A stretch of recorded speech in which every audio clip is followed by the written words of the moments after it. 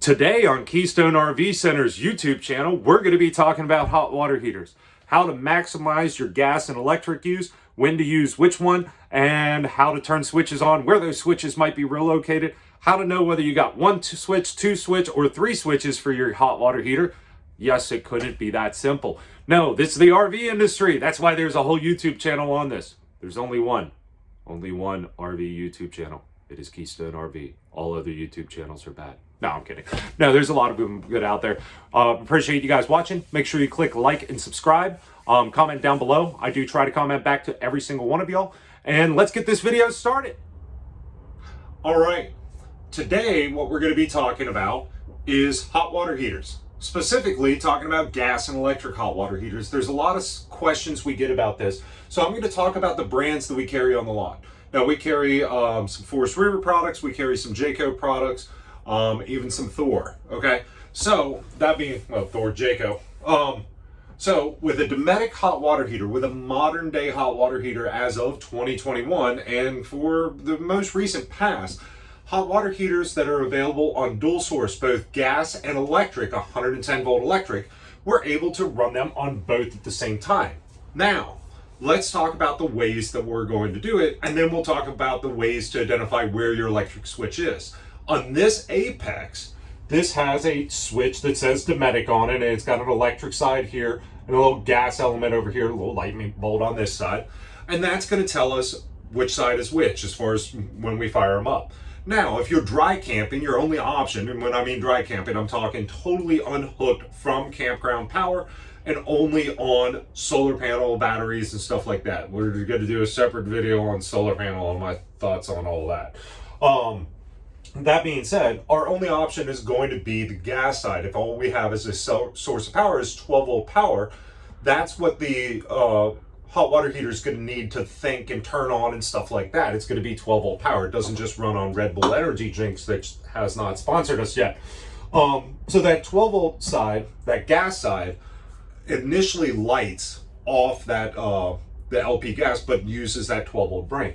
Now, if we're at a campground, we have an electric element. Now, if I'm at a campground, which most of you are, I'm going to be running the electric element constantly, okay? So when I get to the campsite, I'm going to go ahead and turn it on and let it run on 110 volt power, okay? Because I'm burning the campground's electricity, not my propane gas, so it's saving me money. Now, give you quick, easy numbers. We're not going to get into the whole 0.2369, whatever. Okay. So gas, electric side only. On electric, you're going to get 6 gallons of output. Okay. On gas, you're going to get roughly 8 gallons of output. And we're talking about total amount of hot water coming out of either a tap or a shower head. The shower is the one we care about. Okay. On gas only, you're going to get 8. When we run them both at the same time, which again, modern day campers, any quality camper, we are going to be able to do that. Check your owner's manual to be 100% sure. But when we're running both, we're going to get 17 to 18 gallons of water. Okay. Now, why is that? Well, we have one tank that we have basically 2 ways of heating it, and we're able to get that output up a lot quicker. Now, the reason we're talking here instead of in the shower, first off, there's more room.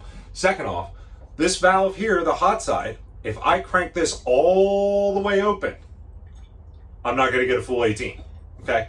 But if I go hot halfway and then bring the cold up to adjust, then we're going to be able to get more water out of it. Why? Okay, I got my big pot of water. If I start dumping that at full thrust, that pot's going to empty pretty quick. Where if I go half, okay, then it's going to last a little bit longer.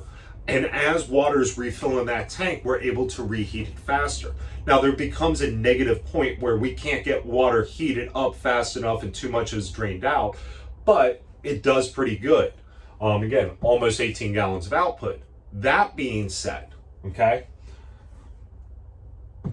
this is a 6-gallon tank. And I hate to break it to you, those of you that are specifically looking for a 10-gallon tank aren't going to see that much difference.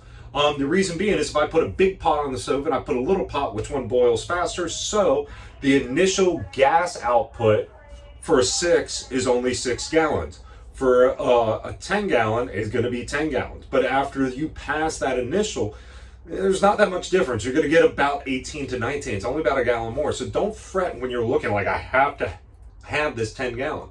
Now you can start talking about tankless hot water heaters. Go ahead and talk about them. We're not going to discuss them right now on the YouTube. Reason being is it's not that I don't think they're overly priced and overly sold. Yeah, spoiler alert for when that video comes out. But currently, there's not enough campers out there that have them for me to do a video on it. We got so many other videos that we want to do for all our new campers out there that it's just not a topic we're going to dive into right now, which is why I'm not a huge fan of them. Is there's not a lot of them out there, which means parts availability, service technicians that are able to work on it nationwide. Of course, here at Keystone, we have guys trained on that. But if you are in a small town USA that doesn't have a guy that has been out to training on these hot water heaters, you may be out of luck, and the availability of the parts are much less. So that's one reason I like gas and electric hot water heaters. When I recommend stuff, it's usually based off of serviceability as well, because everything in this industry breaks. Anybody that tells you that this industry doesn't see breakdowns has been in this industry for like 2 weeks, if that. So that's how this hot water heater works. Now, there are going to be different types of ways of turning on the electric side. Okay, let me show you what some of those look like. All right, so some of your hot water heater doors, some of the new ones are going to look like that, and when you get inside, the new and the old ones will have these little plastic plugs. A lot of times these are the ones that we see, majority of the time these are the ones that we see where we have a separate electric switch on the inside. If you notice, there's no switching down here in this panel. So that's, yeah, and I was dropping off camera during that. Sorry, not reshooting it, sorry guys. Trying to get this video done real quick, get this information out to you. Still need a camera guy. But yeah, there's no switch down there on that bottom side. Let's go take a look at a different one and see what that switch may look like. Now, for those of you that have a hot water heater door like this, when you pop this off, it's just got a little thumb tab up here at the top. You're gonna see we have an electric element switch right here. Okay, and there's even a little black pod here that on newer models even say electric element. So, just looking to see, yep, okay. I've got the camera facing me, which then I just realized maybe when I was doing the hot cold water earlier, maybe since it's mirror image, hopefully not. Anyway, if it looked like I was turning on the cold water, it was the hot, but I'm using a forward facing camera. The electric element right here, okay, that's where we're gonna turn this switch on and off at for that electric side. So when we get to the campground, we're gonna turn it on and we're able to do all our electric element, and then the only switch you'll have inside will be a gas switch. Now, that's sometimes. Again, nothing in this industry is standard. So let me jump over here to Flagstaff and show you what that looks like. All right. Another type of switches you may see is like this Jayco, where we have 3 switches down here. One of them is going to be for the water pump, one of them is going to be for the gas side of the hot water heater, and one of them is going to be for the electric side. Yep, there's a bunch of different ways that you could possibly have your switches laid out. That's why hopefully you got a good orientation from your salesperson and they were able to show you this says LP gas, this says electric, and the other one says water pump. So that's the other style that we see on this lot on a regular basis. All right, so on this one, we're going to have 2 switches. And again, I'm off camera. Hang on, here, let's try this. Lower this down just a hair. Oh, look at that, I'm getting shorter. All right, so this one we've got 2 switches inside. One of them says electric, one of them says gas. Now this has the same door on the outside, has the same switch on the outside too. If you don't turn that on, this ain't gonna work in here. So make sure that you check that outside hot water heater to see if you have that switch or not. If you don't have it, then you're only gonna have an inside switch. If you do, you have to turn it there and here. That'll get your power going to that. This little light will light up blue if we had power going to the unit, but we don't keep batteries on stuff and not every one of our units is plugged in.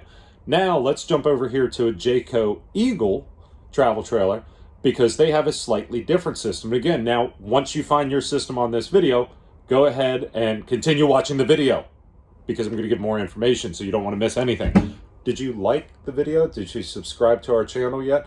And check the comments down below. They're usually fairly interesting, and I do respond to every single comment, or at least try to. As long as it's something that I would read to my grandmother, I'll respond to it. All right, let's go to the Eagle.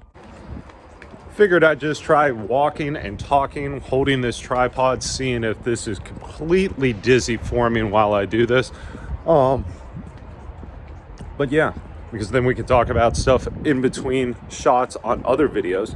But you all going to be my guinea pigs on this video, so comment down below. Let me know whether this part of the video is annoying or whether you actually enjoy it. All right, now we're going into the Jayco Eagle. All right, so on this Jayco, we're going to have a touchscreen monitor here that will go in through the touchscreen and will actually access the hot water heater, both gas and electric, from the inside. Now, the cool thing with that is when we're doing it from the inside here, I can access everything there. Jayco has an app that you can put on your phone that if you forget going into the shower, you turn it on and off there. And you can do it the same from out here. So if I turn it on and make my wife mad, she can shut it off from out here. Nah, it doesn't really happen that much because I can turn it back on from my cell phone. So that being said, now the one common question we get is, what kind of time do we have to wait in between showers? And the great thing with the new stuff is it's really not that much. Pretty much from the time you get out of the shower, towel off, okay? Give yourself a good dry down, brush your teeth, get dressed, get out of the shower. Next person going in, they're going to be pretty much ready to go. By the time they get stripped out, get the towel laid out, get in the shower, they're going to be good to go. One of the things I do want to do on these new hot water heaters is I want to shoot a video and tell me if you guys are interested in us running the hot water heater again with that half valve, not all the way, but half, and letting that run to see how long. And I think it's going to be about 10 to 15 minutes. I've never timed a shower, but maybe I should. About 10, 15 minutes out of the hot water. Reasonable shower temperatures, not scalding hot the way my wife loves it. She only turns on the hot side. But again, halfway, you're going to get about 10 minutes out of it without using the water shutoff head. And we're going to talk about that next. But then by the time I get done showering, go ahead and shut that down and see how long it takes for that tank to get full temperature. If you're interested in that, comment down below. We'll shoot that in the shop during one of our pre-delivery inspections. So let's go into the bathroom here. Let's talk about the shower heads because they become important. And you wonder why we finish in the Jayco, right? Because it's actually got the bigger shower. So the cool thing, this is a Jayco Eagle travel trailer. And here, I have so much room in the shower, I can be off camera. All right, so this is an RV shower head, okay? They do have an on-off switch here that allows us to pause the water feature to stop it from flowing out of the head. So if you all have been watching our channel for a long time, when I used to have a lot longer hair, oh, I thought Barb needed me. So when I used to have a lot longer hair, which by the way, check out, look down and below, you'll see one of my comments from me, which is the real JR. Yes, I have the account back. It took me a minute through YouTube, but I got it back. I'm going to be doing more personal stuff, like, so the question of why'd you cut your hair and stuff like that, I'm actually going to be posting some answers to that stuff, more of my personal life than RV stuff on there. There'll be some RV stuff still. But when I used to have longer hair, I'd get the hair wet, pause it, get it all soapy, get it all shampooed up, turn it back on, and then rinse that out, and then pause it again, get lathered up. That's how you really stretch out a shower. Now, if you only have a gas hot water heater, which there are some brands that are still doing, more budget-friendly RVs do cut out the electric element sometimes to reduce the price. When you do that, you've got 8 gallons of water. This shower pause feature is going to come in handy. Now, one of the things that I'm going to be doing on my channel versus Keystone channel is we're going to be talking about some parts and accessories, okay? This shower head is a love-hate relationship. What I have told my customers on a regular basis is don't just start buying parts on Amazon trying to solve your problems. I'm going to be trying to do videos on there talking about, like in this example, the different types of shower head. Which ones work best to fix which problems? There's not a sledgehammer that fixes everything. There's ones that fix one better than the other. So that being said, if you are interested in stuff like that, put a comment down below. Let us know so we can, again, develop this channel to suit you guys the best. We appreciate everybody that's watching. If you haven't liked and subscribed the video, please do so now. And we'll try to get more out to you here shortly. I've got a couple that I got to get edited. Hopefully I'm going to be putting up one today, one tomorrow. We'll see how that goes, and depending on what Eric actually has me do, aside from doing these videos and selling and doing the training and all the other stuff that I have to do. All right, guys. Again, comment down below. Make sure you click like on this video. That way it tells other people that this is a good RV video and not a bad RV video. If you want to hit the dislike button and comment down below and tell me how bad I am, it will only help me, because it creates the algorithm to tell YouTube that it's at least an engaging video. So please make sure you do something like dislike, comment, make sure you click the subscribe button. Guys, have a great day from Keystone RV.